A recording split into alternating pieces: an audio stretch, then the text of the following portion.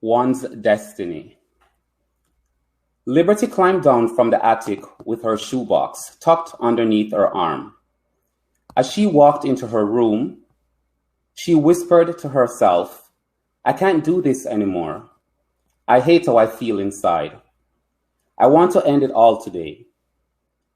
She sighed and held onto her box tightly, but the fear inside her wanted to let go. It was a type of roller coaster fear that sends shivers all over her body. Even though she wanted to let go, she trembled and held on as tightly as possible. She opened the box and shuffled through it. Finding the previous notes she had written, she gently picked one out. It read, "I somehow wish I was still 7 or 8.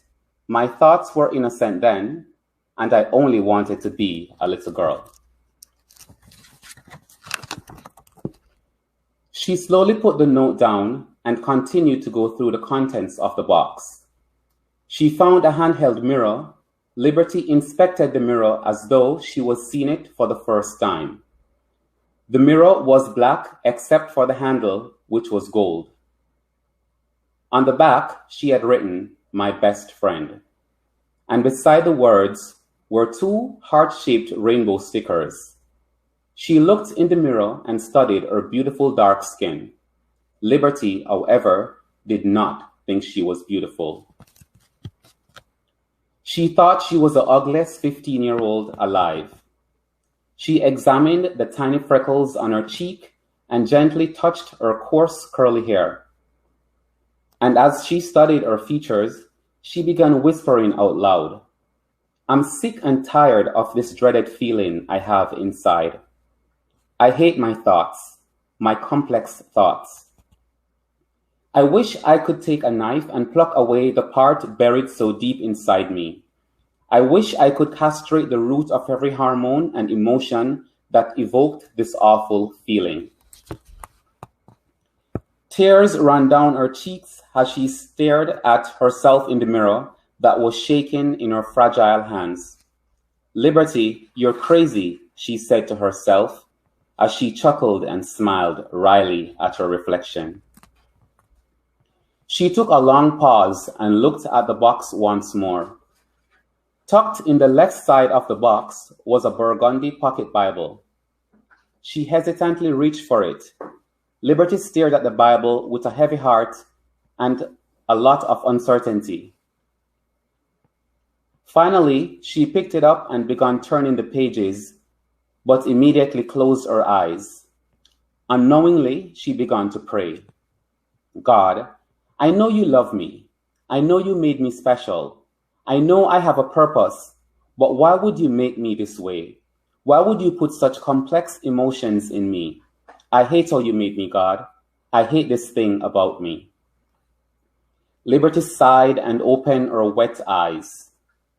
Her young life was stitched with the fabrics of heartbreak, disillusionment, self-hatred, and fear. She was now at a stage in her life where she was discovering herself and began to feel emotions she had never felt before. Some of those emotions were deemed unconventional.